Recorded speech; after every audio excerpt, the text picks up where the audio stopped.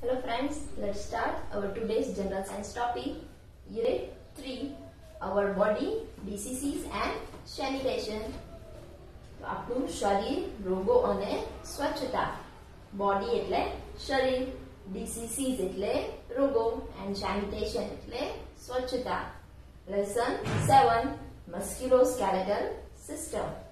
Musculo એટલે સ્નાયુબદ્ધ, skeletal એટલે કંકાલ and system એટલે રચના. તો musculoskeletal system એટલે સ્નાયુબદ્ધ કંકાલ તંત્ર અથવા તો એની રચના જે છે એ. લર્નિંગ પોઈન્ટ્સ એમાં શીખવાના મુદ્દા કયા કયા છે કે skeletal system એટલે કંકાલ તંત્ર, joints સાંધા બધા જે છે એ, muscular system એટલે સ્નાયુની રચના and body care એટલે શરીરની કાળજી. So let's see all these topics one by one.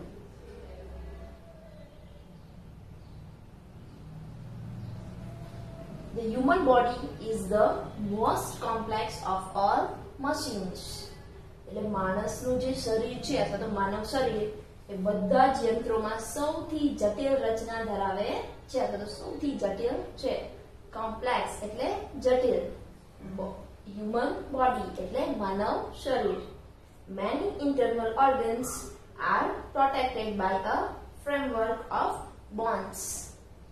ઘણા બધા જે આંતરિક અંગો અથવા તો અવયવો છે એ હાડકાનું જે માળખું છે એનાથી રક્ષાયેલા છે. ઇન્ટરનલ એટલે આંતરિક અને ઓર્ગન્સ એટલે અવયવો, પ્રોટેક્ટેડ એટલે સુરક્ષિત, ફ્રેમવર્ક એટલે માળખું. શેના માળખાથી? તો કે બોન્ડ્સ એટલે હાડકા. The movements of the internal as well as external organs are possible due to the combined effort of the bones and muscles.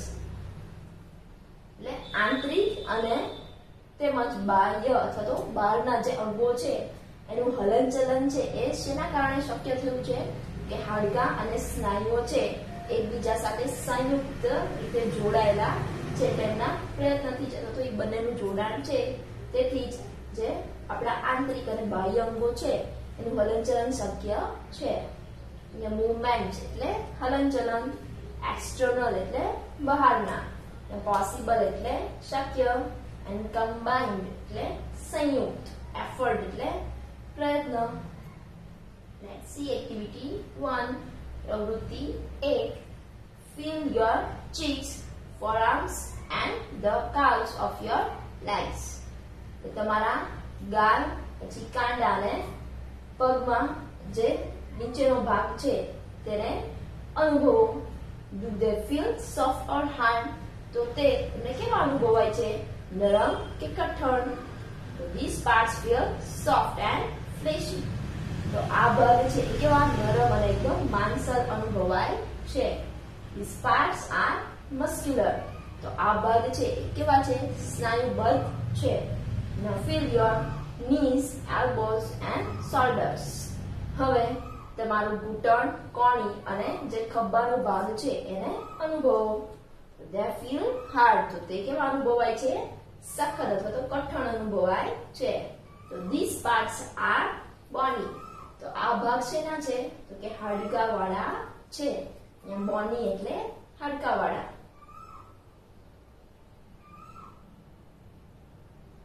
The musculoskeletal system consists of both bones and muscles. એટલે જે આપણું કંકાલ તંત્ર છે એ શેનું બનેલું છે અથવા તેમાં શેનો સમાવેશ થાય છે? કે હાડકા અને સ્નાયુ બંનેનો. The system can be studied under 2 heads.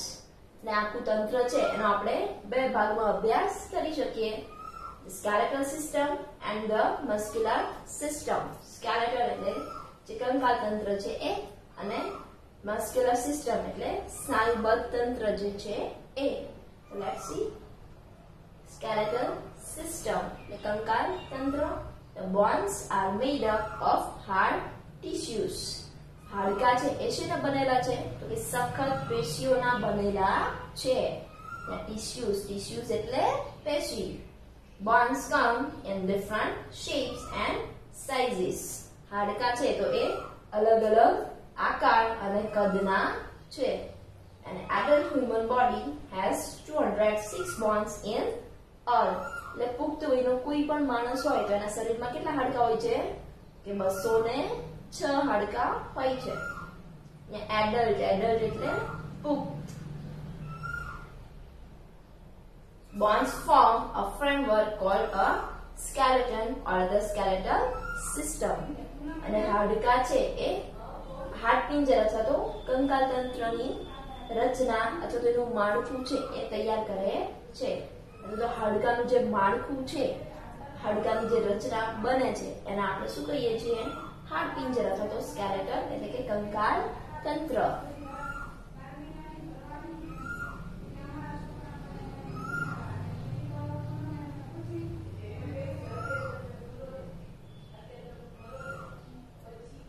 Without bones, our body would be a lump of shapeless flesh. જો હાડકા ન હોય તો હાડકા વગરનું આપણું શરીર છે એ કેવું હોય? તો કે માંસના ગઠ્ઠાના આકાર જેવું. Without એટલે વગર, and lump એટલે ગઠ્ઠો, shapeless એટલે આકાર વગરનું, and flesh એટલે માંસ. The bony framework is covered with muscles and skin. જે હાડકાનું માળખું છે એ શેનાથી આવરાયેલું છે? તો ઢંકાયેલું છે. સ્નાયુઓ અને ત્વચા અથવા તો ચામડીથી ઢંકાયેલું છે. બોની ફ્રેમવર્ક એટલે હાડકાનું માળખું, કવર્ડ એટલે આવરી લેવું, એન્ડ મસલ્સ એટલે સ્નાયુઓ. Let's see functions of the bones. એટલે હાડકાના કાર્ય. ફંક્શન એટલે કાર્ય. First one is bones give structure and shape to the body. હાડકા છે એ શરીરને શું આપે છે? કે માળખું અને આકાર આપે છે. સ્ટ્રક્ચર એટલે માળખું, and shape એટલે આકાર. Second, they support the body. તેઓ શરીરને આધાર આપે છે. સપોર્ટ એટલે આધાર. Third one is they make body movements possible with the help of muscles. અને તેઓ શરીરના હલનચલન છે એ શક્ય થાય છે. શેની મદદથી? તો કે આ જે સ્નાયુઓ છે એની મદદથી શરીરના જે હલનચલન છે અલગ અલગ ભાગોનું એ શક્ય થાય છે. મેક એટલે બનાવવું, મૂવમેન્ટ એટલે હલનચલન, and possible એટલે શક્ય. Fourth one is they protect the delicate internal organs from injury. અને તેઓ આંતરિક જે નાજુક અંગો છે એને ઈજાથી બચાવે છે અથવા તેનું રક્ષણ કરે છે. પ્રોટેક્ટ એટલે રક્ષા કરવી. ડેલિકેટ એટલે જે નાજુક અંગો છે લાઈક કે eyes, brain etcetera. Internal organs એટલે જે આંતરિક અંગો છે એ, અને ઇન્જરી એટલે ઈજા. Skeletal system consists of the આપણું જે કંકાલ તંત્ર છે એમાં શેનો સમાવેશ થાય છે? ત્યાં બધા ભાગોનો. ફર્સ્ટ શું આવશે? સ્કલ. સ્કલ એટલે ખોપરી. The backbone or spine. Backbone અથવા તો spine બંનેનો મીનિંગ શું થશે? કરોડરજ્જુ. Rib cage. Rib cage એટલે પાંસળી. And bones up. Arms and legs. હાથ અને પગના હાડકા. And hip bone or girdle. એટલે કમરના ભાગમાં જે હાડકું છે એ એને શું કહેવાય? હિપ બોન અથવા તો girdle. So let's see all these one by one. The skull. Skull એટલે ખોપરી. The skull is made up of the head bones and the facial bones. ખોપરી છે એ શેની બનેલી છે? ખોપરી છે એ માથાનું જે હાડકું છે એ અને ચહેરાના જે હાડકા છે એ બંનેનું બનેલું છે. હેડ બોન્સ એટલે માથાના હાડકા, and facial bones એટલે ચહેરાના હાડકા. The head bones are made up of 8 flat bones. એટલે માથાનું જે હાડકું છે એ શેનું બનેલું છે?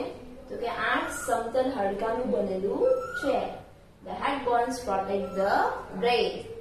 એટલે માથાનું હાડકું છે એનું કામ શું છે? કે મગજનું રક્ષણ કરે છે. અહીંયા બ્રેઇન એટલે મગજ. The facial bones consist of supporting bones. જ્યારે ચહેરાનું હાડકું છે કેટલા હાડકાનું બનેલું છે? તો કે 14 હાડકાનું બનેલું છે. કન્સિસ્ટ એટલે સમાવેશ. They support and protect the eyes, nose, ears and tongue. જ્યારે ચહેરાના હાડકા છે કોણ કોનું રક્ષણ કરે છે અથવા તો કોને આધાર આપે છે? કે આંખ, નાક, કાન અને જીભ. એને આધાર પણ આપે અને એનું રક્ષણ પણ કરે છે. સપોર્ટ એટલે આધાર and protect એટલે રક્ષા કરવી. So I hope friends you understand.